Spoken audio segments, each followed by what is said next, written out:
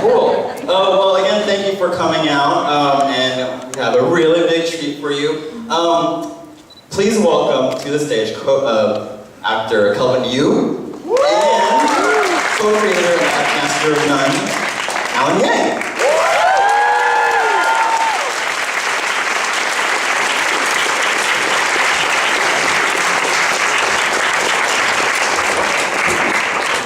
Share the mic and help yourself with some boba. Go through all of these. Yeah, we'll go through all of them by the end of this conversation. Every question, we have to drink a whole one. Are there 8? I requested 8 bottles. So yes, there's 8. Okay, great. I was gonna walk off the stage if there were 7. Okay. Well, yes, there's 8, so we're good to go.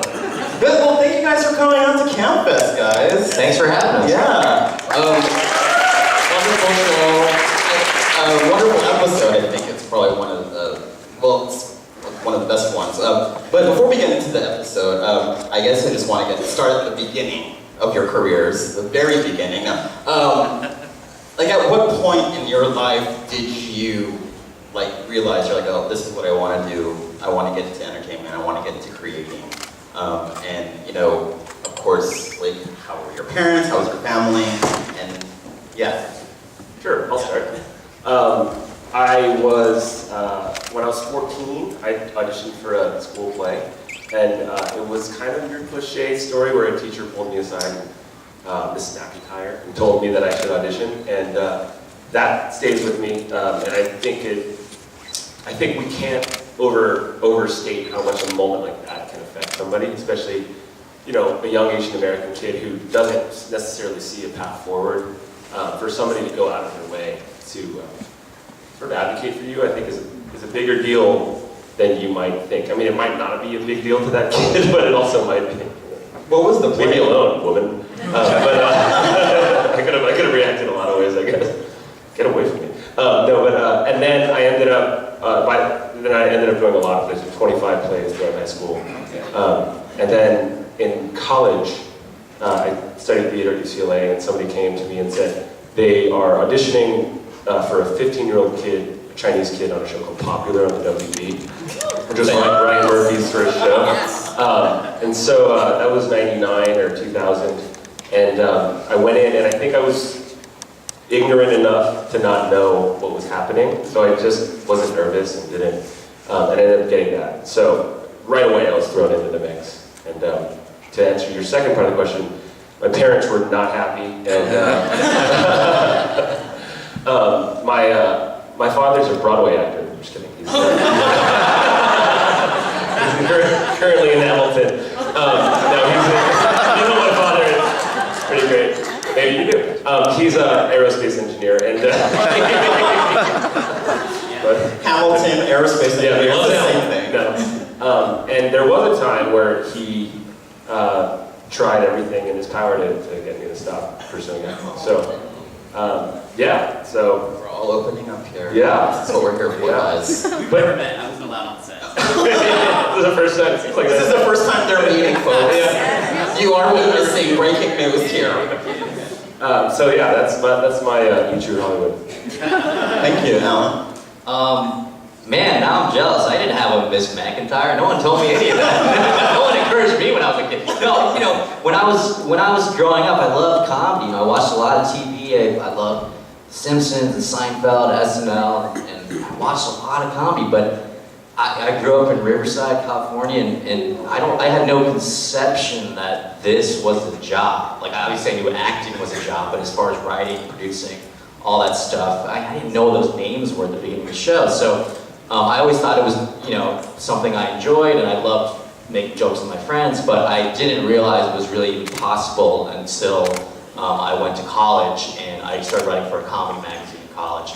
And it just changed everything, because all I wanted to do was hang out with funny people, be around smart people, make them laugh, and it was the most, it just brought me so much joy. And so that sort of gave me the confidence and the really just to make the idiotic decision to move to LA and be unemployed. It's just a really bad career choice. But actually my parents were pretty supportive. My parents, at least outwardly, they didn't seem like they were gonna kill themselves. My dad isn't an aerospace engineer, but he does have a comedy job. He is an obstetrician gynecologist. So we were just talking about some story ideas for season 2, and I was on the phone with Z. So in the show, we made my dad run a restaurant because both our dads are doctors, so it seemed like a bump. But there was a thing where we were talking about, like when we were kids, sometimes we would shadow our dads for school projects or follow them around doing rounds. And when I did it with my dad, it was like, you can't come in for this appointment. You can't come in for this appointment. You can't come in for that, because he was just looking at a ton of vaginas. That was his job. So anyway, yeah, they were pretty supportive, and I think I got to give it up for my parents.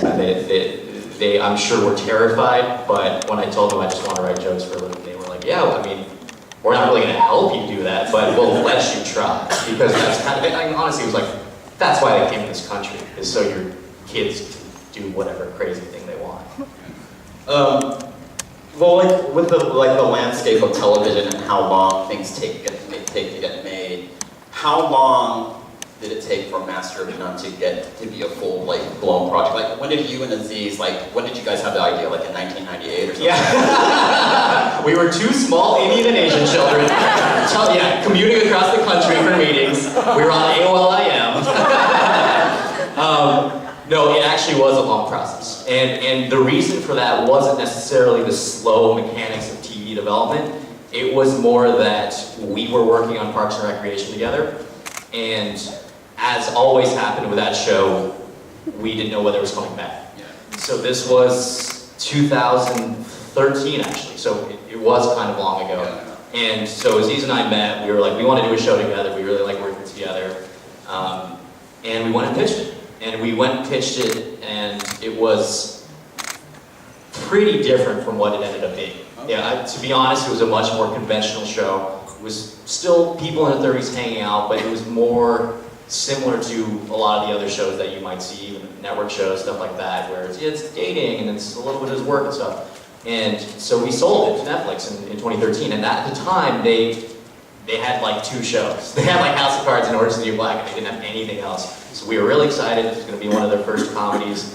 And then Parks and Rec got picked up. So we did another season of Parks, and what that gestation period allowed us to do was really blow up the idea of what the show could be. And in retrospect, it was really, really valuable, because we were shooting season 7 of Parks, and on the weekends Aziz and I would meet all the time, just talk about episode ideas.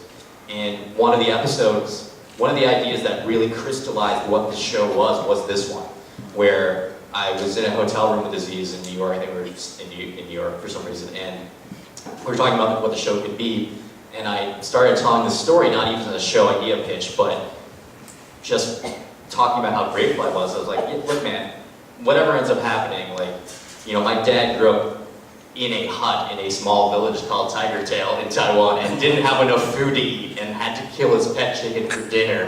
Whatever happens to me at this point is great. And he was like, holy shit, let's just put that in the show. Yeah, actually, that's kind of a good idea. So we walked around New York and came up with a lot of the bones of that episode like that day. And this was months before we started a writer's room or any of that. So that's kind of a long answer for saying, front to back 2 years before it aired. A long time. Were there any other network shows that were interested in it, or was it straight up Netflix? It was, I'll spare you the boring details, but we pitched to some of the premium places, the sort of, yeah. We never pitched it to a network because we just didn't feel like it was a networky show. We wanted to do weird experimental stuff, and we wanted to challenge what a show like this could be. So, and Netflix came hard. They gave us a straight to series order. We never did a pilot, and they just let us do what we wanted. It was crazy. And it worked out. Worked out very well. It's all right. Yeah, it's all right. It's okay. Let's drink.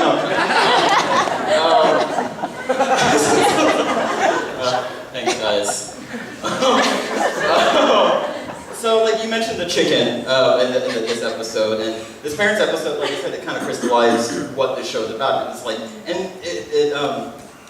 How else does it reflect your own personal lives around your relationship with your parents and all that Yeah, I mean, so, there are elements of this guy's character that are based on me, such as going to the park and reading NBA trade rumors. That is definitely something I do. But coincidentally, something that you might do too. We actually ended up, so it was such a great coup to get Kelvin because, like me, he's a Taiwanese-American comedy writer who grew up in Southern California. And how many, I mean, there aren't that many actors in the world like that, and he happens to be really good, so it was really lucky to get him. But yeah, the show is so personal. That all we want to do is put stories that have happened to us on the screen and sort of format them into interesting ideas and the way to communicate those ideas and emotions is often with real stories. I mean, there's stuff you put in there that is not my life.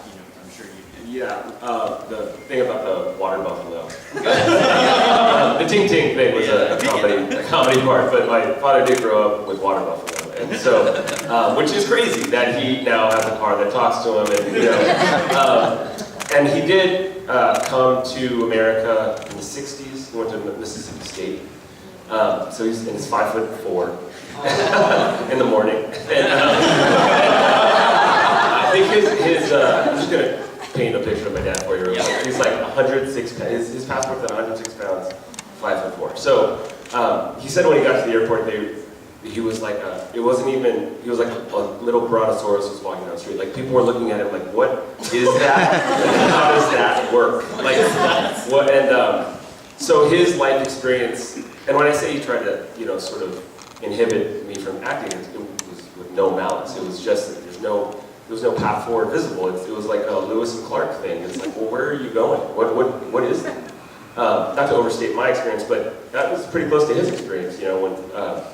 So he's a guy in the 60s at Mississippi State looking the way he does, and I'm an Asian American actor trying to do something where I have very few, if any, role models to aim for, to guideposts. So in some ways I think that I'll tell from my perspective, when I got the script, I couldn't believe that somebody had written something. I don't want to overstate it. I know there's like documentaries about like honor killings and stuff. So let's just keep it all in. We're doing great. But when I read it, I was like, geez, this is so acutely bullseye to my experience and I think the experience of being there's a lot of Asian people here, like your relationship to your parents and. To me, is such an internal experience. I don't think anyone until Alan and Aziz was able to put that into a narrative that was fun to watch. So the first and foremost, it's funny, and then it's also, there's a little medicine in there. So I was really grateful to be part of it. Cool. So you guys got picked up for season 2. We're super excited about that. And bonus, you guys got the Critics' Choice Award. Which was pretty darn awesome. Alan, I think you know where I'm going to go with it. When you accepted, do you mind if I read what you said? You said, about the straight white guys who dominate, you think the straight white guys dominating the industry and movies and TV so hard for so long, so that stories about anyone else seem kind of fresh and original now. That was a moment. I was like, everyone got woke, as the kids say, right? Was that off the cuff, or was that like, that was like lock and loaded, you're all, I want to say this shit. I'm sorry, I was going to say this stuff. Yeah, we're not supposed to swear up here because I don't know. What's the policy? I mean, we'll just not. Olive oil. Yeah. You said vagina. That's a medical term. Real. So part of the body, Kelvin. But you were gonna, was that locked and loaded in your head, or were you just like, oh, I'm gonna do it. Don't make me say it. I honestly didn't think it would be particularly incendiary. I mean, it's funny too because. I basically man, there's a small chance that we might win, so I think I had thought of it, but not very much before walking up there. I had a couple vodka sodas, so, yeah, it was crazy, man, because also, you're there, and, you're looking at Matt Damon, BB-8 and Matt Damon were there. I mean, but it, you know, yeah, together. It was real scandalous because that dude's married. Yeah, so, you know, that's the thing is like, it was actually a conversation I was having a few days ago with Mike Schur, who's a producer on this show, and, you know, he created Parks and Rec, and I worked with him for a long time.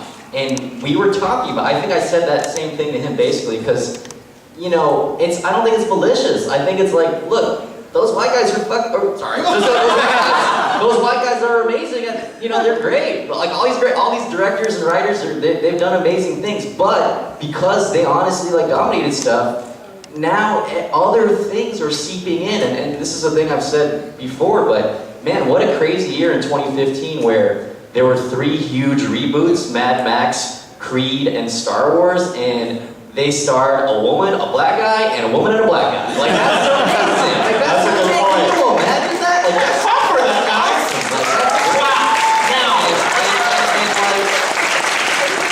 And I think there's a reason why those were 3 huge hits for a variety of reasons, but people are responding to that because the granular details of who a character are, or who a character is, really sells it, and that's often the main ingredient in making something original. And when those details, you know, have to do with that person's gender or sexuality or race, it feels newer. It feels newer. So it's just, you know, I stand by that statement. Yeah, no, yeah. Make it into a shirt, sell it.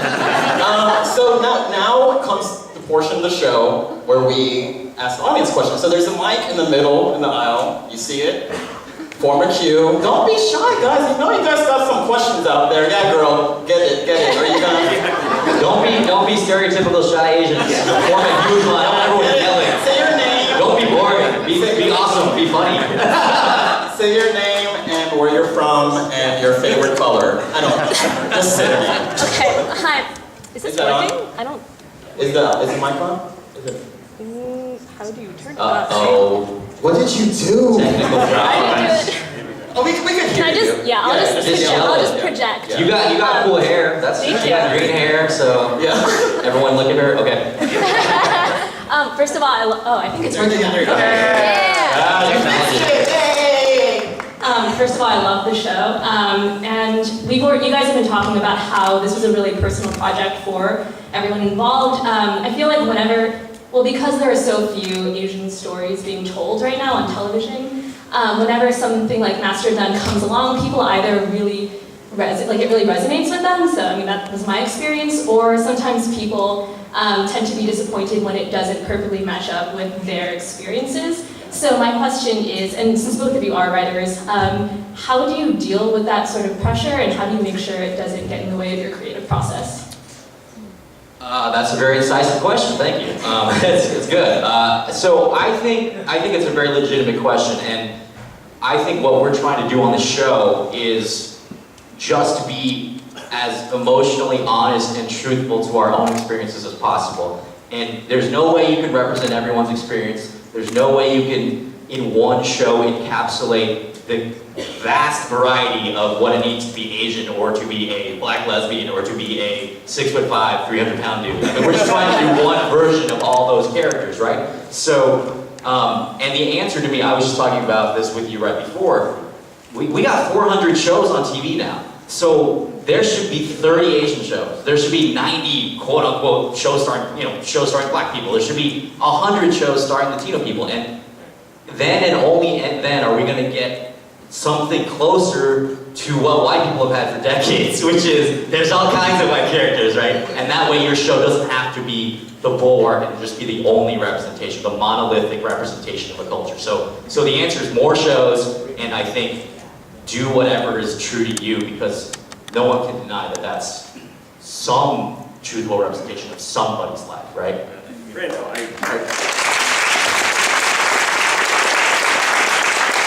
it's tricky when you become the poster child for diversity. You know, like We don't want that. we don't want that. And I think there's an innate humility to Master of None. It doesn't pose itself. It's not called like ethnics or something.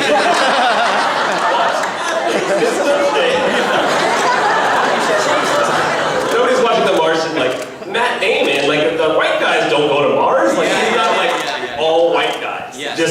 went to Mars, all white guys go to Mars. So, but he says something that it's somehow a spokesperson for the Indian community. So, but they are laser focused on that experience and also the Taiwanese experience. He's not saying things about Korean Americans in the show because the character's not Korean American. So I think it helps to, and then as long as it resonates with you, I think that's your final litmus test. At the end of the day, if somebody hates you on Twitter, you can't. If you didn't overreach, then you know they're going to hate you on Twitter. So, but it's a great question. I think they're handling it really well. Awesome, thank you. Thank you. Say your name, where you're from. I'm Robin from San Francisco. Hi, Robin. Hi. Thank you for the show. It's so refreshing to see people of color and such good storylines. My question is how hard was it coming up in this business, being a person of color? How hard was it to make it in this business, and have you encountered a lot of racism or prejudice? And also, what were your thoughts on the Asian jokes at the Oscars? Love them. Okay, so I'll handle the first part too. First, it took a long time before I even reflected on what my experiences were in the writer's room, and I was very spoiled. I was on the loveliest show possible, Parks and Rec. I was on that show for 7 years. I was a big fan of that show also, which was a life highlight. So that writer's room was great because, again, Mike, I mentioned earlier, was the co-creator of that show. And he was very, very, very diligent, very, very conscientious about doing the best he could to hire a diverse writer's room. And that show was often a 50% female writing staff, which was great. We had various people of color of all sorts. And that being said, I had never written with another Asian person until this show. So, I mean, that's like a decade of writing. And they're just, look man, like, in terms of Asian comedy writers in Hollywood, you're looking at like 40% of them. So if our plane goes down tomorrow, we can but it takes time, and I wouldn't even say, I haven't experienced prejudice. It's more like, man, and this didn't come up for me that often at Parks, but yeah, if you're the only Asian dude, and then something about, like for instance, something about the Asian jokes, the Oscars come up, everyone looks at you and you're like, you're the only one. And my old roommate, Aisha Muhar, was another writer on Parks. And it was the same thing. It was like, we're gonna make a joke that might be offensive to black people. How about it, Aisha? Like, what do you think? That's not having to speak for everybody. The more people you get, even if there's 2 people, 3 people, like, the more it becomes normal, or sort of the representation is fuller, the less you feel that onus on you to speak for everybody, because I don't want to speak for everybody. That's insane. You handle the Oscar one. Great. Everyone knows what the Oscar joke is, right? Yeah, you guys are aware. Yeah. This girl's nodding but shaking her head. You want me to come down next? Okay, yeah. Go ahead. Take care of her. Tell her. Go ahead. Hold on 1 second. She has to figure out what you done? You good? Wait, pull up the clip. We talked about it a little, but I think we agree that Chris Rock is one of the funniest people on the planet, if not the funniest. I think the disappointment, at least for me, was that there weren't more Asian jokes. I wish there was 6. The problem is there was 1, and it wasn't funny. And that's the real problem for me. If you make me laugh, but you somehow offend me, but I laughed, you got it somehow. It's like an internal indicator that you nailed some truth. And these guys, the Louis C.K.'s, the Chris Rock's, the top, the cream of the crop, they're like tennis players. They're aiming for the line. They're aiming for the corner. So I understand if they miss it by a little. That's fine. But that was a weak joke. That was a 60-year-old stereotype about. And it wasn't even that clear what the joke was. So I think my only disappointment is that one of both of our comedic idols. But it speaks to something else, and I'll say this, it speaks to a little bit of opacity about what is funny about Asian people, or I don't think it's that clear. Even Chris Rock, even one of the funniest people on the planet, doesn't quite know how to nail us. And I think that's the thing. It's like they say about actors, like it's a good thing if you're impersonatable. You know, if you're Pacino or if you're Walken, because it means that people understand your rhythms or they can, you know, you've gotten in their skin. As a general model that's an Asian community, I don't know that people quite know what we're all about or what's funny. Like we're not, you know, it's not a clean scan. So that was kind of interesting to me. It's like we're good at math was the best they could come up with in 6 months. Like 15 writers at the top of their game. We're good at math. Okay, moving on. Let's bring it up. She has Sofia Vergara's boobs. So you know, that's my take on it. I was disappointed in how unfunny it was. Can I ask another question? Oh, okay. How diverse in terms of gender and people of color is your own production? It's pretty diverse, man. I think it's that thing where they did a study, you know, when there's a female director, the crew is just naturally more female. It's just like you start seeing people, right? So, look, our writers' room last year was really diverse. I mean, it was gender-wise and Asian people-wise, and this year we're probably going to rotate a lot of writers in and out because what we want is these interesting, unique stories, and we care, man. We really care, and I think we've sort of put that out there, and agents are submitting us diverse writers. Agents are submitting us people with interesting stories. Crew-wise, you know, yeah, I mean, we definitely care about that stuff. And again, we don't want to be seen, like he said, as the poster child. Like, this is the diverse show. It's more like, you know, we want to make the best show possible, and we feel like those stories are not being told as much, and let's tell them, you know. You have another question? Get out of here! You had your time. Thank you so much. Thank you, Robin. Hello, sir. Say your name. Where are you from? My name is Andrew Wong, represent Wong Clan. That's all the Chinese people. And I come from Modesto, California. All right. Big ups to Modesto. You got him trumped. That is way worse. I know, there was 4 Asian kids in my high school. I was the only Chinese one. Yes. Yeah, even though I look Filipino. But Hey, there's nothing wrong. yeah, nothing wrong with that. Nothing wrong with that. You're just ripping. I'm gonna put a brick wall on it. No, I would like to first say thank you so much for making this show. It's really awesome. And I know this episode in particular, when I first watched it, I felt a lot of guilt. So, but you know, and I felt a lot of guilt because I related, because I am the first child to you know, Chinese immigrants. But I had a question for you two more personally. Since you two, I believe you said you're also both children of immigrants. Having that experience and having maybe your parents not tell you they're proud of you that often, how's that going to affect how you treat your children, how you raise them?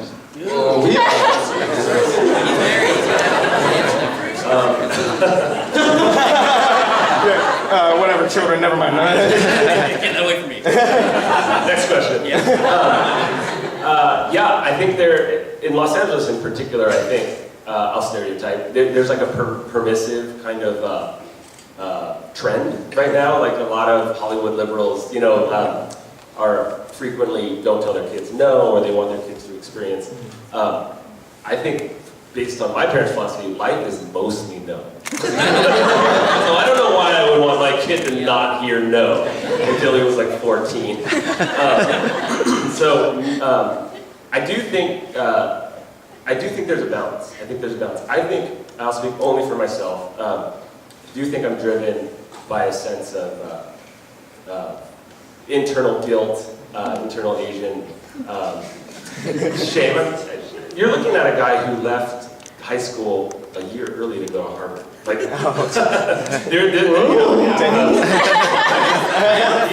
all your parents their eyes just open. The universe is. All of us are like, damn, our parents were right. I mean, no matter what Alan was going to do, he was going to succeed at it. He's been, and my brother and myself, we were high achieving academic, my brother more than I. But it's an internal engine, and it might not run on the healthiest fuel. I saw some cheesy BuzzFeed thing about Asian people trying to figure out last time their parents said "I love you," and it's like really painful. It's like legit. It's just this super cut of people looking up at the ceiling. Like, I know he said it before. Broke my leg that one time. And there's that great line that Alan wrote, like, the last time I had dinner with my ex-girlfriend's parents, by the end of dinner, they had hugged me more times than my entire family. That's based on a real story. White people love hugging. So I think that there's got to be a safe place where your kids know that there's unconditional love, but I don't think it's that safe. I think they have to, you know what, I'll take that back. I think kids feel more safe within boundaries. They know. When they don't have boundaries, I think it's just all batshit crazy. so that's my take. I think the world can be a smorgasbord of influences. I can take things from my Taiwanese culture and heritage. I can take things from living in Los Angeles, California, and put them all together into a nice burrito of heritage.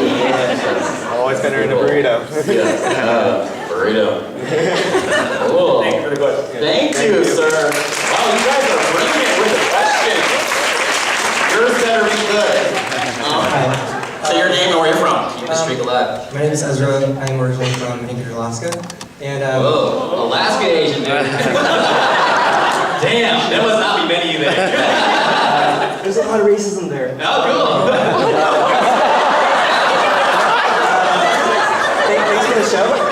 My question is actually, admittedly, my question is selfish because I wanted to be an actor since I was in high school. Yeah.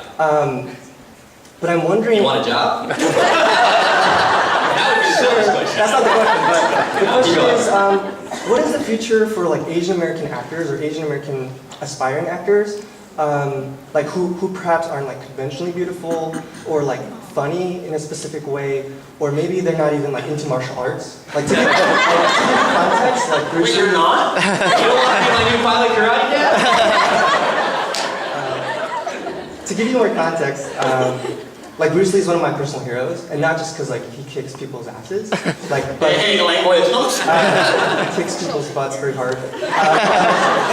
He took strong roles, and he was able to contribute an Asian American image to the cultural imagination in a meaningful way. And so I think he did a great job with that. But he's also really into martial arts, and so that's I think one of the things we get pegged at. So like.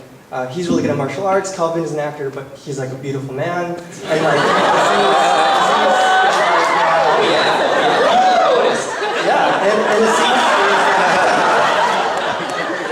and Aziz, he's not a model, but he's funny. You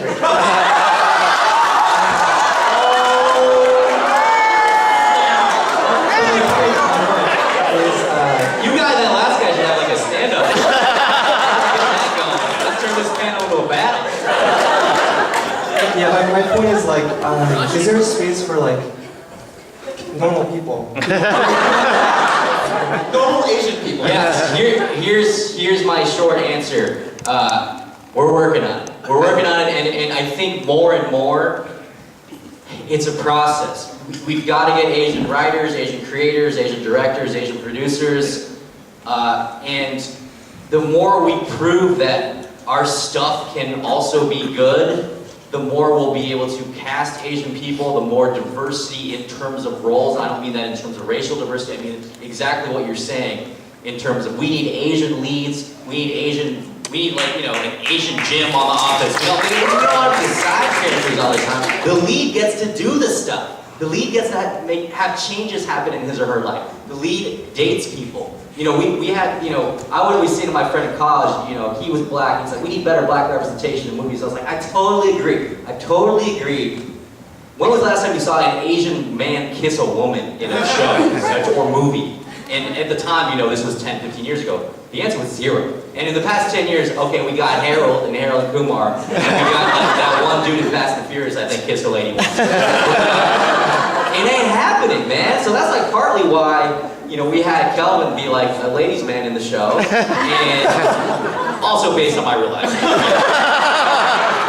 But, you know, it's gonna take time, you know, so I had written a pilot years ago that was about a father and son, and I made it white people because I was like, man, who's gonna cast this show? Who's gonna be in it? And it's, over time, we need to gain that confidence and come up with, again, like I said, there's 400 shows. We just gotta make more, and I think you're right. I wanna see, I never saw anyone like me on the screen growing up. Never. You have some insight into this. As a working actor for years, I mean, I'll say it really quick. There's one woman right now who I think you could put on a poster and open the movie, and that's Melissa McCarthy. Yeah. And so I don't understand why every girl in LA wants to look exactly, all their butts are like this big, and like they have the exact same highlights, and there's a poster of Melissa McCarthy like sliding across the floor in front of Jude Law, and I'm like, why don't they all want to look like that? It doesn't make sense to me. That's a movie star. That's a movie star. So I think when you're number one on the call sheet, when you're the Aziz or the Melissa McCarthy, people live in your experience, and they overestimate beauty. I think, or the general public overestimates beauty. Jack Nicholson is not handsome. Never was. You know what I mean? But he's so much more interesting than her. So I think being aesthetically pleasing, if you just walk around Silver Lake, or that is, you know, you throw a rock and you'll hit somebody. Also, go for it, man. Just go be an actor. Just do it. Just go be an actor. Do it. Oh, All right, thanks, Dan.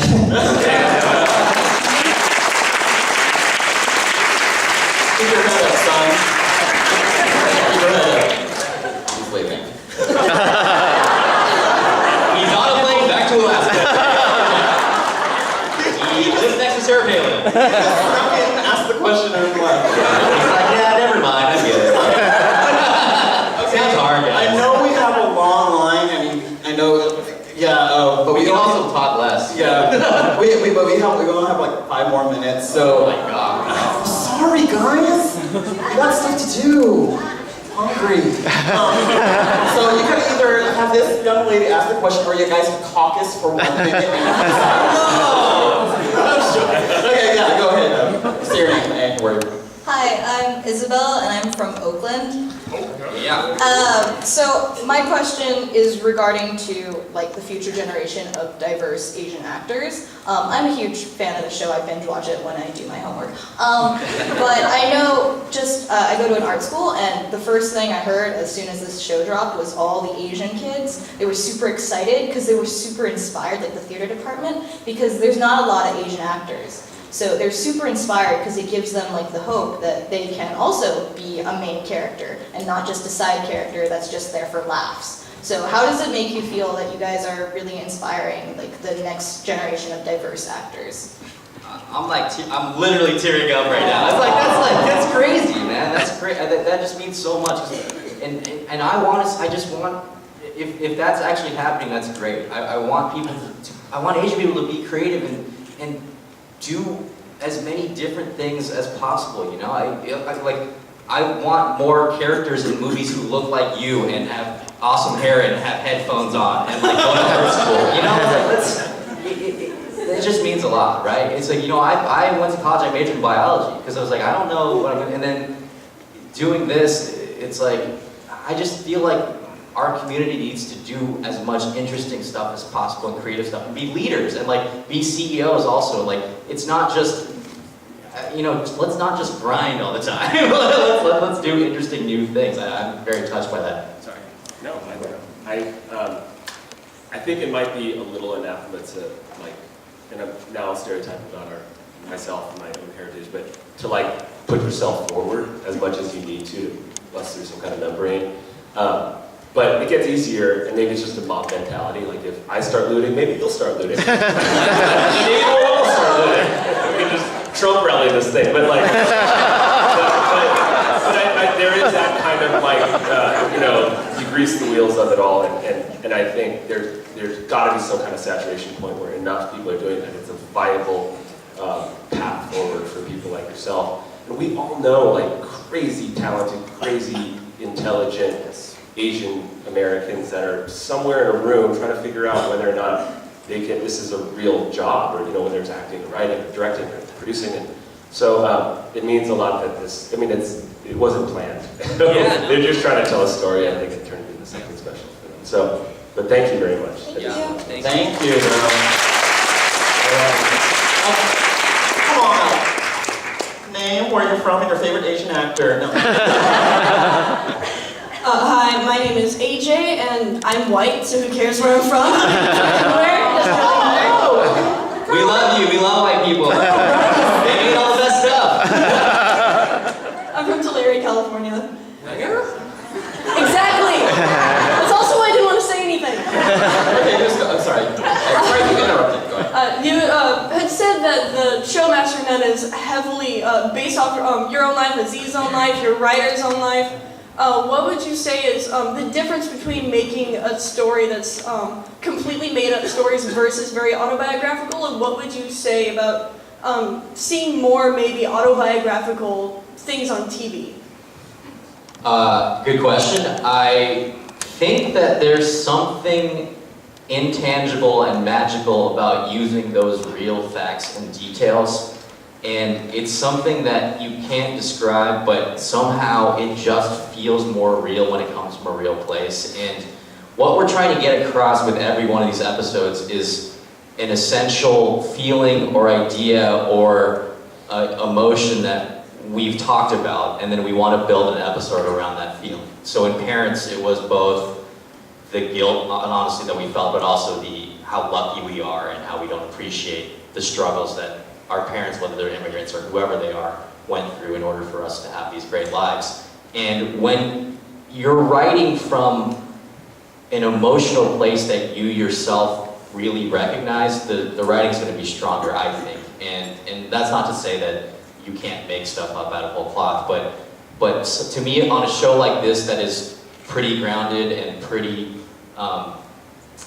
hopefully, relatively realistic, I think whenever you can use real details, you just, like the Nashville episode, if you guys saw that one, that's based on a real thing that happened to one of our writers. A guy asked her out on a first date and he said, cheap flights to Nashville, let's just go. And so, which is insane. By the way, her date went really poorly. The guy was too cheap to get a hotel room and they had to walk around all night and get on a plane back to wherever they were living. But you know, there's something about it, you know, the audience can watch and it just feels real. I think that's the simplest way of saying it, and a lot of the best stuff in a personal comedy like this is the real stuff. You have anything to add to this? No. Great. He's basically saying I said it all. Yeah, I find that it's very productive. Thank you. Come on up. Where are you from? My name is Rishi, and I'm actually also from Riverside. No way, man, I'm sorry. No, so I moved here. That's great. To Poly. Yeah, Poly High School. Yeah. By the way, just a fun fact about Riverside Poly High School, the kids who were in the Dan Daniel video also attend Riverside Poly High School. Me and them. You should all move down there and raise your kids down there. So in one of the episodes, they talk about how if there's going to be 2 Indian actors in the show, and that we can't do that because it's an Indian show. Is that something you guys have heard working in Hollywood around whether there's going to be more than 1 or 2 minorities in a show or a movie? Oh, too many Asian people. That's something Aziz thought. Like we were arguing about it. He was on the executive side for a long time. I was like, you're crazy, man. He was like, well, listen. They're trying to make money, right? They're trying to make it like, if you did The Hangover and there were 2 Indian guys, and he's like, I don't want to see that, looks like an Indian movie. I was like, you're crazy, man. But see, a reasonable person can think that.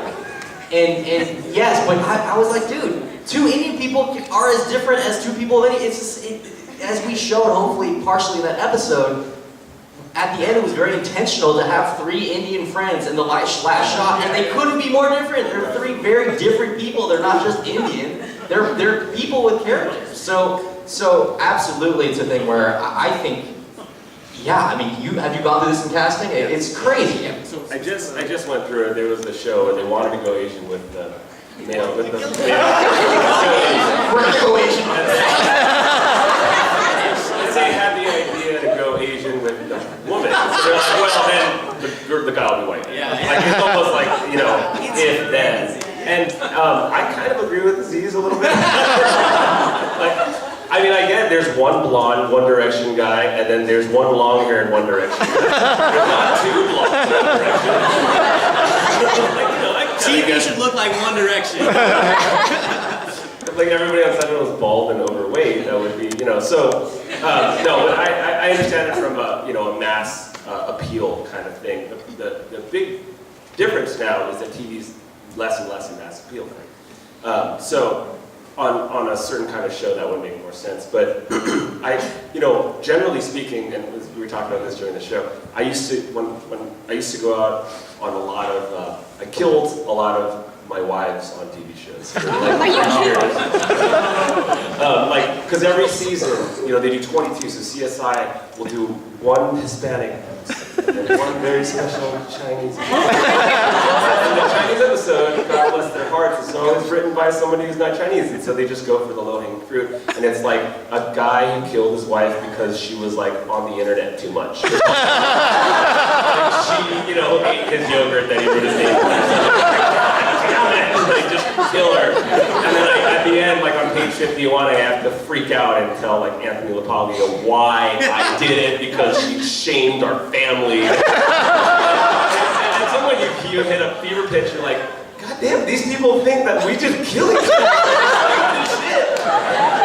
And I guess so, and that goes back to what you were saying about writing. And I don't necessarily think that I want a room of 12 white people writing an Asian show. You know what I mean? So because then diversity becomes a mandate, and then they don't know what they're doing. So the diversity happens not in casting. Diversity happens in the batter. When they cook in it. So I think the writers' room is where people would be looking at diversity. But anyway, I don't know if I answered your question, but thanks. Yeah, definitely. Thank you. Yeah. Thank you. We have time for one more, guys. I'm sorry. Are you guys gonna tag team this Make one? it good. Wait, did you just cut it for us? Yeah, you did. Yeah, so you can speak right after me, but I feel very passionate about this and I have a question. This is okay, guys. This is not the Hunger Games. Why don't we just take both? Let's just take both. We'll take Let's both. just do both, guys. Why don't you let Girl, get on that. Let the young lady go, and then we'll take your question too. Yeah. Well, thanks for calling me young. And your name, please? My name is Lila. I Hi, live in New York. All right, This episode in particular really touched me. I'm first generation American, and I have those kinds of difficulties talking to my parents about their stories. They don't really want to talk about it. So I'm wondering, when you were doing readings and when you were in production, if if there was camaraderie around the actual, content of this episode. Absolutely, it was a real favorite, I think, of the crew, and it was great. We had one of our Steadicam operators, Rod Clarko, is a white guy, but he said, this is my favorite episode. He said, this wasn't my parents' story, but it was my grandparents' story. They're Polish immigrants, and it's not, on some level, it's not about being Asian, it's not even about being immigrants, it's about sacrifices. And your parents grew up in Detroit or whatever, it's still the same thing. It's like, man, life was hard, and some of us, we have lives that are so much easier, so it was a real favorite. I don't know, if you have anything to add to that? Yeah, I mean, I would agree that it's not necessarily about Indian Americans or Taiwanese Americans. I think it touches people because they weren't at number 2 on the list, and I think people, from what my experience of talking to people, they weren't expecting that. The first episode is hilarious, and it's about a love relationship, and then you hit the second episode, and I think people were really, it took a left turn in a way, and it cracked people's brains open. So I think it was a really welcome surprise to see that Alan and Aziz were going a lot deeper with the series. So yeah, thanks for the question. Thank you.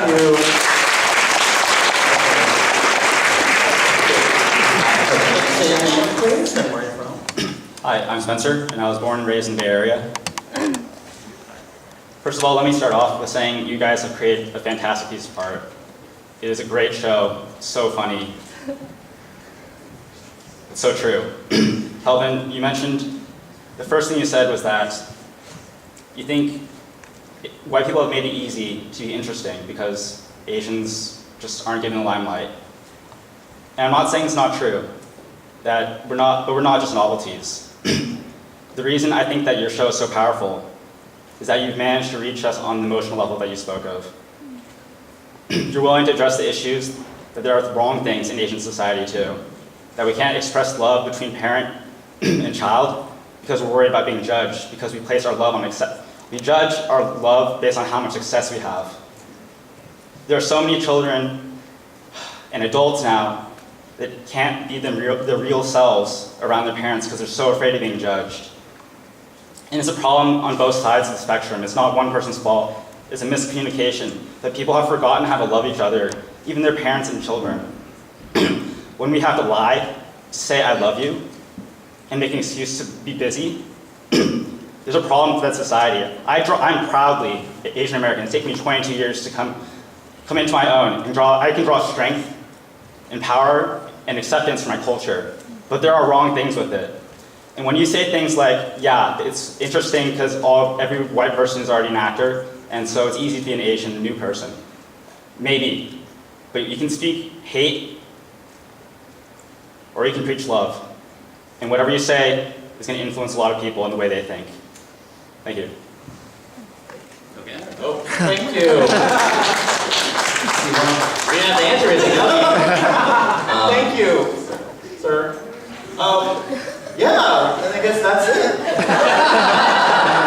But yes, thank you for coming out. I hope you guys enjoyed it. Thank you very much for having me. Thank you, guys. If you guys want to listen to this, it will be on the Offsite podcast.